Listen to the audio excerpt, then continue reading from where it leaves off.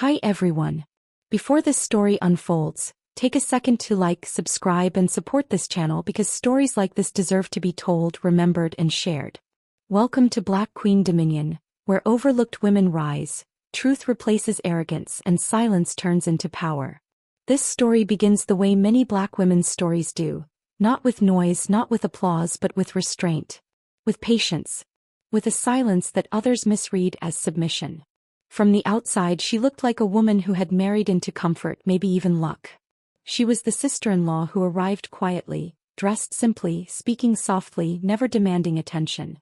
To them she was acceptable only because she did not threaten their illusion of superiority. They measured worth in accents, in old money manners, in how one held a wine glass or pronounced foreign names. She never corrected them. She never competed. She never explained. And because she didn't, they assumed she had nothing to explain. The family she married into lived inside a world of inherited confidence. Their pride did not come from achievement but from proximity to wealth, to reputation, to a name passed down rather than earned. At the center of that pride stood her sister-in-law, a woman who believed herself the standard of class. She had been raised to believe refinement was something you were born into, not something you built. And she made sure everyone knew where she believed others stood in comparison. From the very beginning, the judgment was subtle but sharp. It came in glances that lingered too long, in compliments that curved into insults, in laughter that carried exclusion. The sister-in-law spoke often of tradition, of pedigree, of what fit and what did not. And slowly, deliberately she placed this woman outside of all of it. What none of them knew was that silence was not her weakness. It was her strategy. Long before she entered that family, she had learned what survival demanded. She had grown up watching systems deny her value while extracting her labor. She had learned early that respect was rarely given freely, especially to women who looked like her. So she stopped asking for it. Instead, she built something more durable. While others chased appearances, she chased ownership. While they performed wealth, she constructed it. Brick by brick, document by document, signature by signature. She learned the language of contracts when others were memorizing social codes.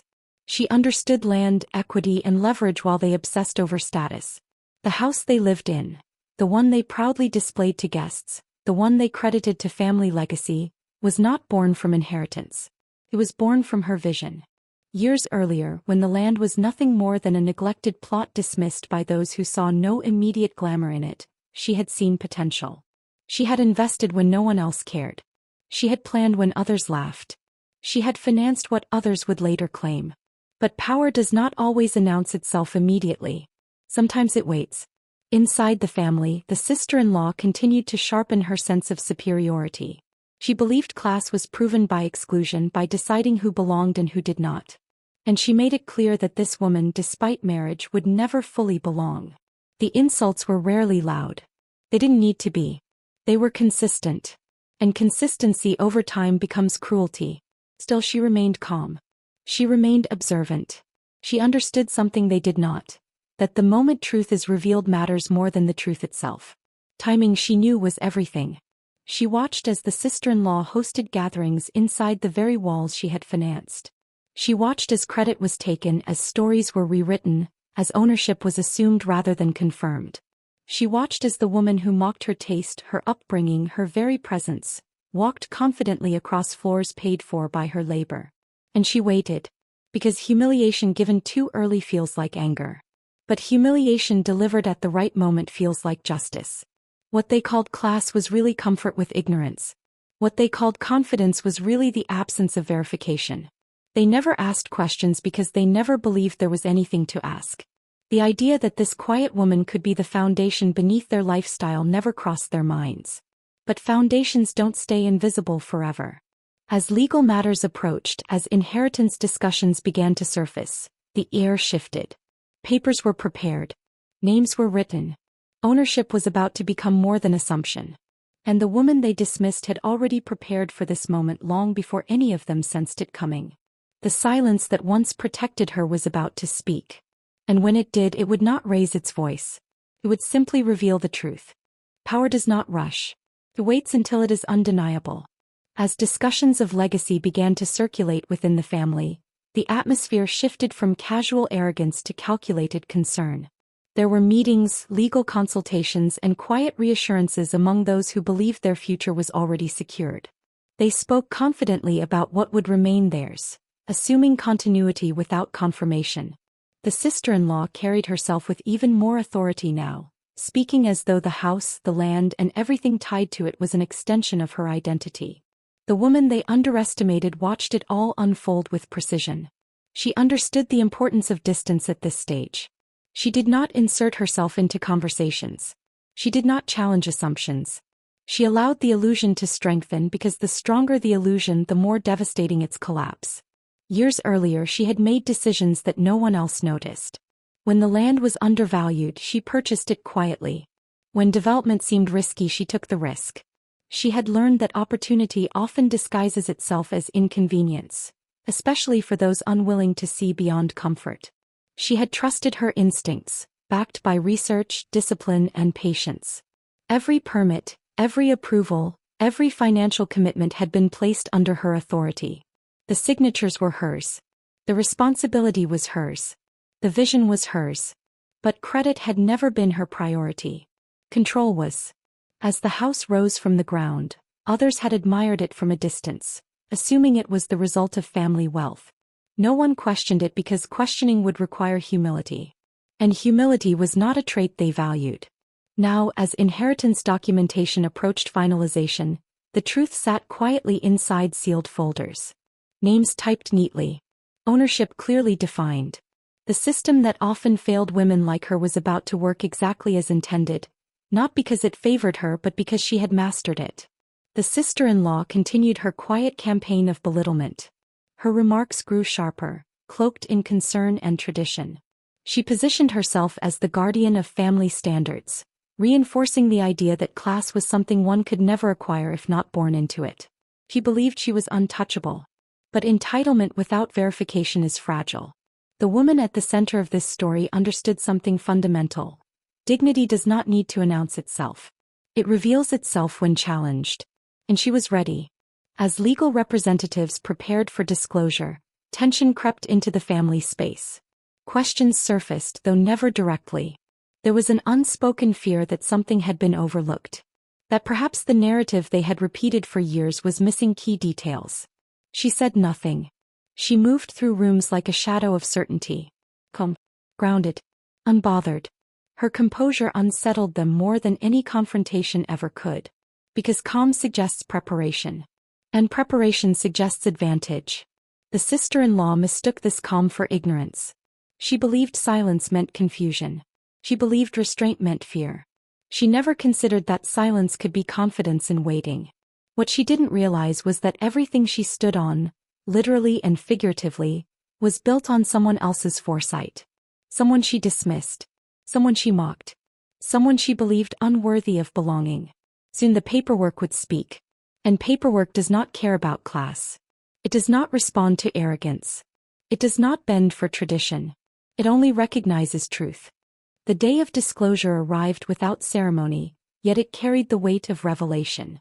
There were no dramatic announcements, no raised voices, no warnings.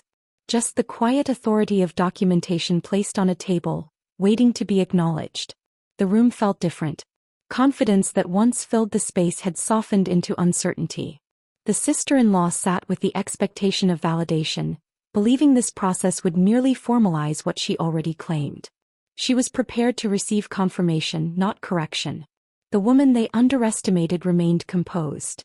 She had rehearsed this moment not with words but with restraint. She understood that truth does not need embellishment. It simply needs exposure. As documents were reviewed, assumptions began to unravel. Names did not align with expectations. Ownership traced back not to lineage but to initiative. To foresight. To a woman who had never asked permission to build. The realization arrived slowly, then all at once. The house was not theirs. The land was not inherited. The future they planned was not guaranteed. Everything they believed was secured by status was, in reality, secured by her. The sister-in-law's certainty fractured under the weight of undeniable proof. Years of judgment, of quiet cruelty, of dismissive superiority collapsed into irrelevance.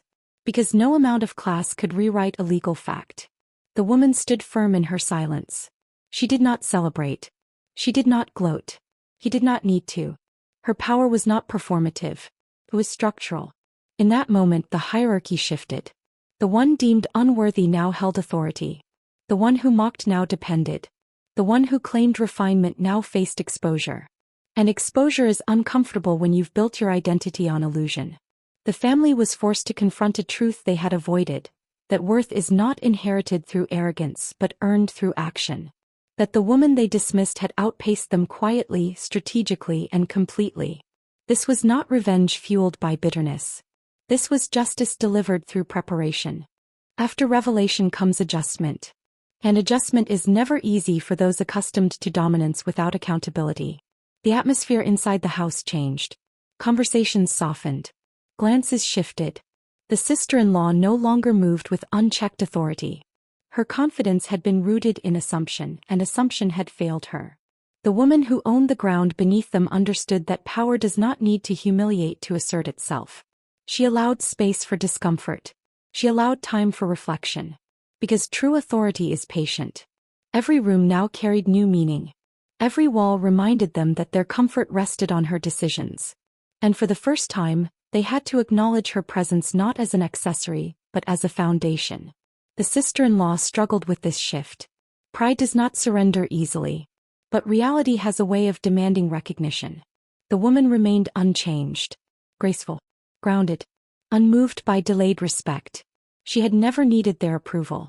She had only required her own certainty. In the end, there was no dramatic exit, no final confrontation. There was only clarity. The woman they once deemed unclassy now stood as the quiet authority of the space. Her ownership was not just legal. It was symbolic. She represented a truth many prefer to ignore. That power does not need permission and worth does not require validation. The sister-in-law learned a lesson she never expected. That class without substance collapses under scrutiny. That judgment without knowledge is dangerous. And that silence can be the loudest preparation of all. The house remained. The land remained. And the woman remained exactly as she had always been, composed, strategic, and undeniable. This was not just a story of property. It was a story of patience. Of a Black woman who understood that revenge is not always loud. Sometimes it is documented. And this is why we tell these stories. Because queens do not beg for recognition. They build it. Thank you for watching Black Queen Dominion, where truth always owns the ground it stands on.